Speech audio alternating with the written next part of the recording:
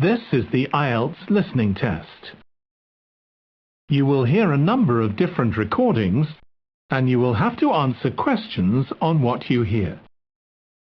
There will be time for you to read the instructions and questions, and you will have a chance to check your work. All the recordings will be played once only.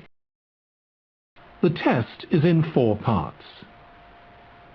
At the end of the test, you will be given 10 minutes to transfer your answers to the answer sheet. Now turn to part 1. A customer and a representative of a company which rents cars. There are 3 alternative answers, A, B and C, for each question. Decide which alternative is the most suitable answer and circle the appropriate letter. First, you have some time to look at questions 1 to 6.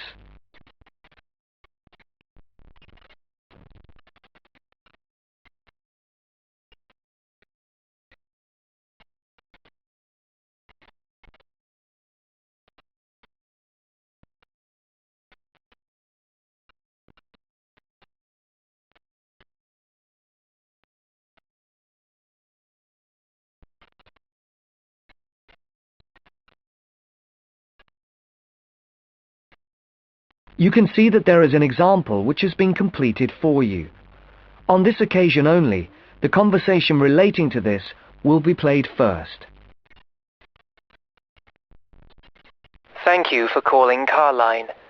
So that we can best help you, can you please press the star button on your phone now? Thank you. Now choose one of the following 4 options by pressing the buttons on your telephone.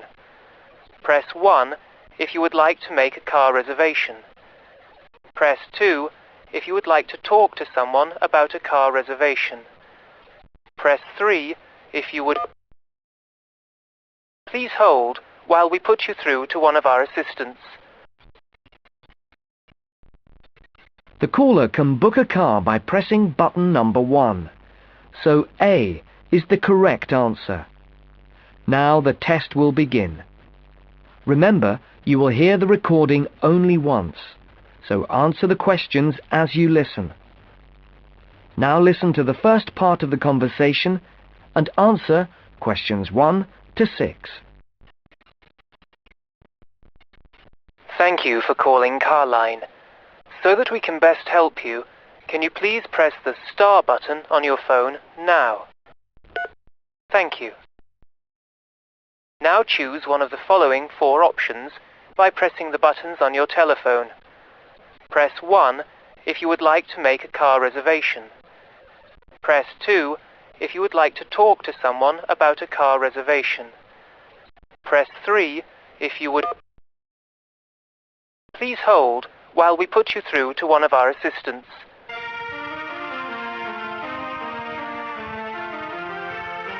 Good morning, Melanie speaking. How can I help you?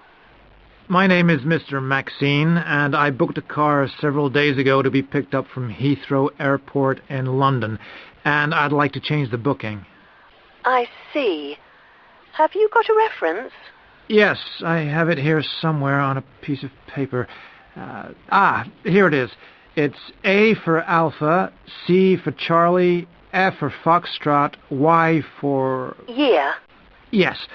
The number 15, 15, A for Alpha, and G for Go. Let's see. Can I just check that? ACFY 15AG. Yes. Mr. John Maxine. Yes, that's it. Okay, so how can I help you? I booked a car for 3 days from this Friday at 6 p.m. to Monday at 6 p.m. Yes, a manual. I'd like to change it for a larger car and an automatic rather than a manual. And I'd also like to book it for 5 rather than 3 days. Okay, let's have a look.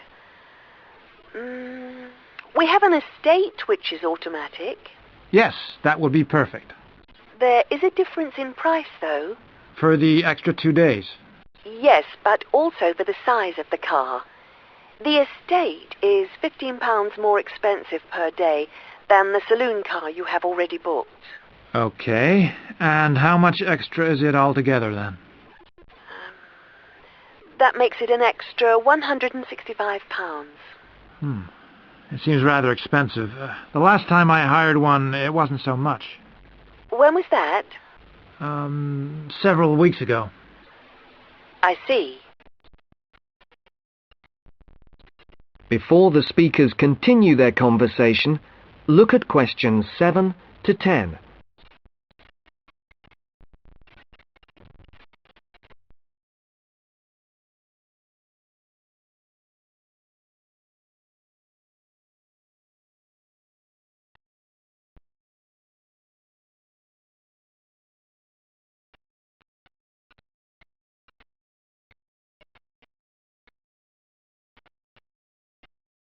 As you listen to the rest of the dialogue, complete the numbered spaces 7 to 10. Write no more than 2 words or a number for each space. Well, it's basically because the rates change daily according to the cars available. The estate is the last automatic we have for hire for that period. We have a manual estate, which is cheaper, if that would help. No, it has to be an automatic. Okay. Shall I debit your card for the extra £165? Is it possible for me to pay the extra in cash when I pick up the car at the airport? I'm afraid that isn't possible, as there are no facilities for handling cash at that time of the day. That seems odd. It's because the money can't be banked in the evening, and for security reasons, no cash is held on the premises. Okay, you can debit my card. You'll have to give the number to me again. Isn't it logged on the screen? For security reasons, it doesn't come up on the screen when we look at the booking. Any changes, and it has to be entered again. I see. It's 3445 9911. 3445 9911. 4425 4425 7750. 7750. Okay, that has now been authorised. Shall we send the receipt to your Park Vale address? Yes, number 40. Is there anything else I can help you with, Mr. Maxine? No, nothing else, thank you. Have a nice trip. Thank you. Goodbye. That is the end of part 1. You now have half a minute to check your answers.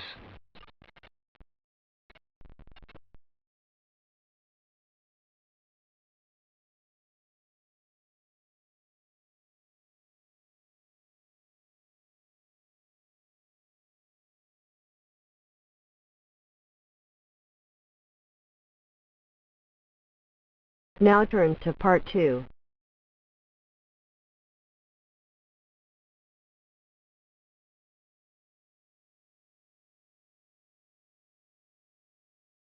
You are going to hear an interviewer who is interviewing Alan. He made a great discovery of Mungo National Park. First look at questions 11 to 15.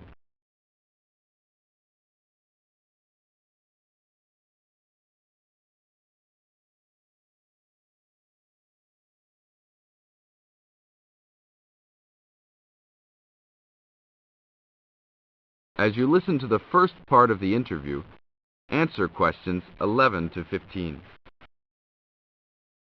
An event occurred in 1996 over a period of 3 days that attracted considerable attention at the time and led to a new find in Mungo National Park, which is the focal point of the Willandra Lakes World Heritage Area in New South Wales, Australia. I talked to Alan Moore, the organizer of this trip, about his experience. Alan, what was the purpose of your trip? Well, as you know, I love the outback and lead tours of people wanting to go into more remote parts of the country. However, I thought it was time for me too to have a holiday. So I packed up my family and we went to Mungo National Park. Why did you choose this location? It holds a record of Aboriginal life stretching back over 40,000 years. And of course, I wanted my young kids to be amazed by the main feature of the park, the remarkable Walls of China, as they're called, where wind and water erosion have exposed this long history. I see. What was the weather like? It was unusual for that time of year. The rain was just one continual downpour after another. We were always soaked to the skin. So we decided to cut our holiday short and only stayed 3 days in the end. However, it was eventful. The obvious problem was to get back to the nearest town, a small place called Burunga. But the dirt roads out there are always impassable after rain, so we settled down for a long, wet wait in the park. We didn't really mind because the scenery was so interesting. However, the kids wandered away without our noticing, and eventually we realized they must be lost. So we used our two-way radio to contact the park rangers and the police, and a helicopter was sent. Luckily, the kids were found within a few hours, but they'd made an important discovery. Now look at questions 16 to 20.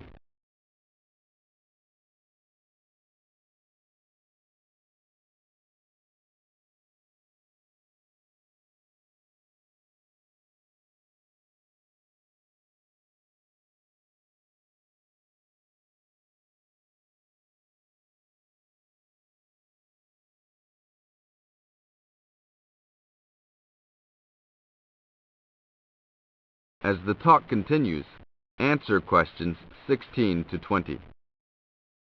So, the trip was also eventful for another reason, wasn't it? Yes, yes. They led us to some ancient Aboriginal art. The kids had taken shelter in a very small, low cave that was difficult to see from the outside. We were lucky to have another family camping in our location. When they heard us calling the kids, they immediately helped us search for them, and as the hours went by, they also provided us with much-needed support and encouragement. We really appreciated their help, and as we were already soaked through after looking for the kids for a couple of hours, they even made sure we had enough dry clothes to wear. The park ranger managed to get through to us to lead the search, and when the helicopter pilot notified us by two-way radio that he'd seen the children but was unable to land nearby, we were able to eventually find them very excited about what was in their little cave. And what did you think of their cave? Well, after squeezing in, I must say I was impressed, and managed to take a few photos of it before we left. There were many faint markings and dots on the wall. It was difficult to tell what they represented because they were so small, but people from the museum who have since visited there said the markings were similar to some other findings in the area, and later confirmed they were very old. Although it's now a protected site, the children like to call it their cave, and are allowed to visit it when a ranger can go with them. Thank you, Alan. If you go to Mungo National Park, you can see the entrance to the cave and some of Alan's photos at the ranger's station. Alan continues to lead tour groups in the outback, and if you want further information... That is the end of part 2. Now you have half a minute to check your answers.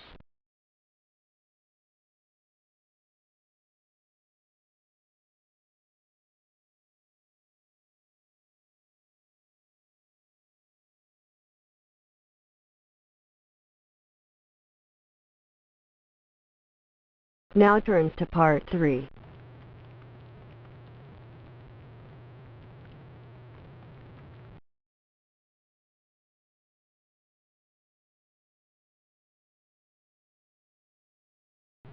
You'll hear 2 university students discussing a social science lecture they attended. First, you have some time to look at questions 21 to 24.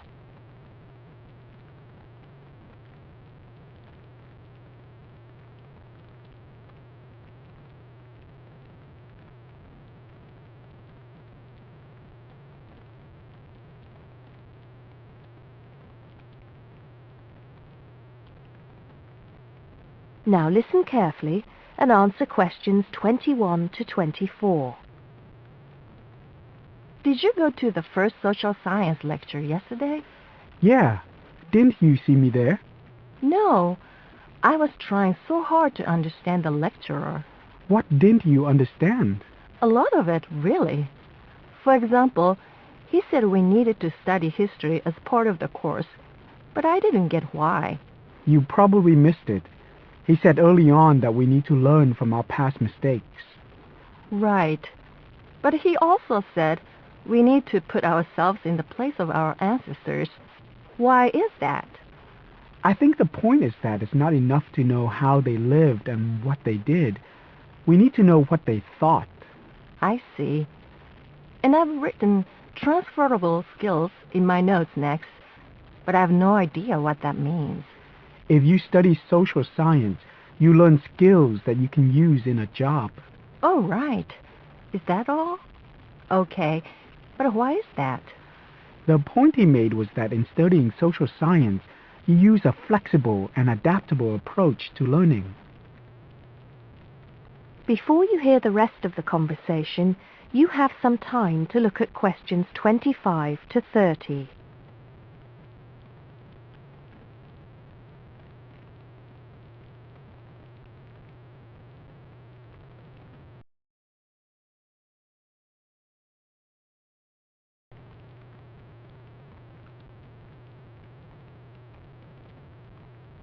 Now listen and answer questions 25 to 30.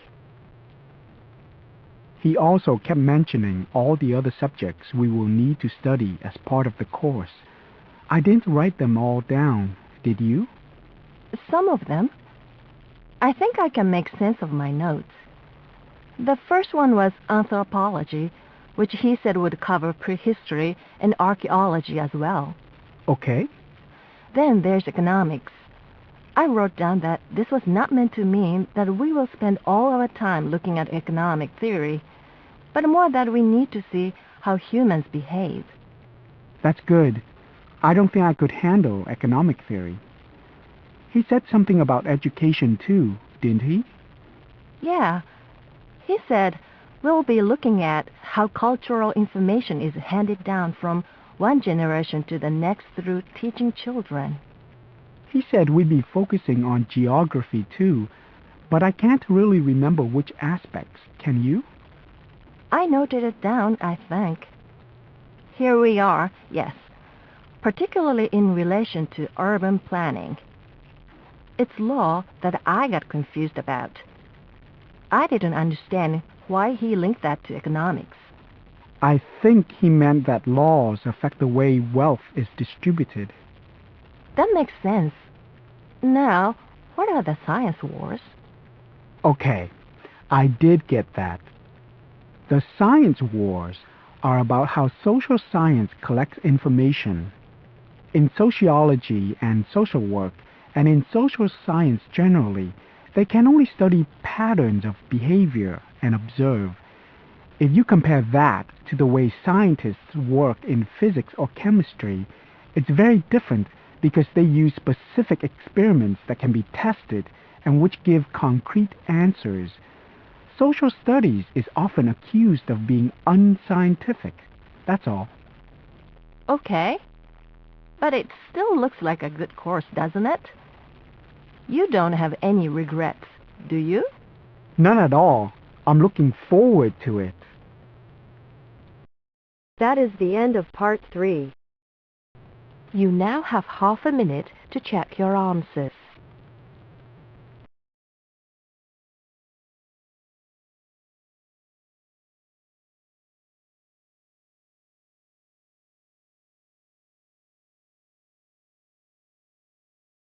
Now turn to part 4.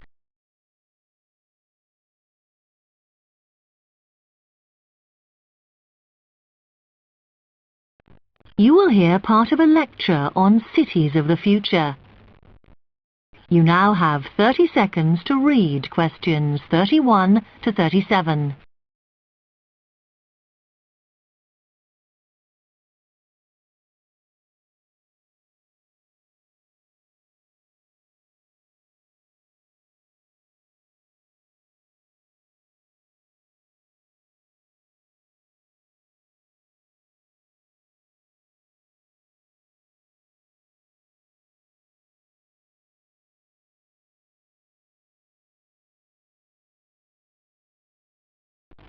Okay, we've been looking at how societies will develop in the future and at the increase in the size of cities. So I want to talk to you today about the key considerations in these cities of the future. There are 3 key elements I want to look at, and these are the new features they will have, issues of size, and the main problems to be considered. First of all, individual transportation will be a big factor in these new megacities as public transport becomes unmanageable. There'll be a huge rise in the use of segways, which are personal transporters like motorized scooters. As a result, and partly also to reduce pollution, roads will be altered so that they are narrower and will take up less of a city's space than they do currently. Naturally, this is a major change to the infrastructure, and something that may hinder it is the huge amount of investment it will require. The next thing is, what is going to happen to the commercial areas? We do not want these to become even larger concrete jungles than they are at present, so we have to look at design. And current designs for city development include building gardens on the roofs of these buildings to make a more pleasant environment for workers. And you may think that these areas will expand to cope with increased commercial activity. In fact, the prediction is that they will cover 1/5 of the area that they do at present as we build upwards. The exception to this is shopping centres, which we predict will expand with more and more temperature-controlled malls. What may cause difficulties is that the superstores will be confined to the outer edges of the city, as they will be too big to fit into the new malls. Then, of course, there are the residential areas, and these will undergo their own changes. One particular development will be houses which are built from glass, as innovations in this material allow it to provide light without causing problems with temperature inside a building. The residential areas will not be allowed to expand without limit, as happens in some areas at present, and their size will be restricted to a population of 15,000. One issue, which has yet to be resolved, and I'm not sure it ever will be, is how we manage to house older residents. They will be increasing in numbers as time goes on. Finally, how will these cities live? We know we have limited energy sources, so what will we do? Well, something currently in development, which will be a feature, is that waste is going to become an energy source. For example, to provide gas in homes. Also, as new technology and systems are developed, we will find that energy plants will become smaller. Another energy source we could use, but one which raises issues of having enough space and too much noise, is wind farms. Because of the problems, I'm not convinced these will be the grand solution to our energy problems that we thought they were going to be. You now have 15 seconds to read questions 38 to 40.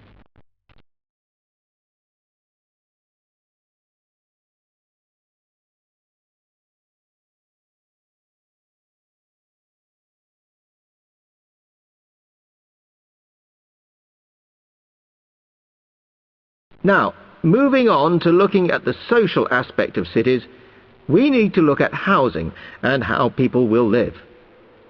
Cities currently have flats in the centre, populated by single people and wealthier residents, and families tend to move to the outskirts. In the future, the centre of cities will see a dramatic change. We will see many more examples of cooperative buildings. This is where people join together to form a company that owns the building they live in. And despite continuing shortages, there will also be a rise in the provision of retirement homes in city centres so that the elderly can have easy access to hospitals and shops. Recently, we have seen a levelling off in the growth of private housing, and I think that will not change. But we are likely to see more social housing, as far fewer people will be able to afford to own their own homes. OK, now, if anybody has... That is the end of part 4.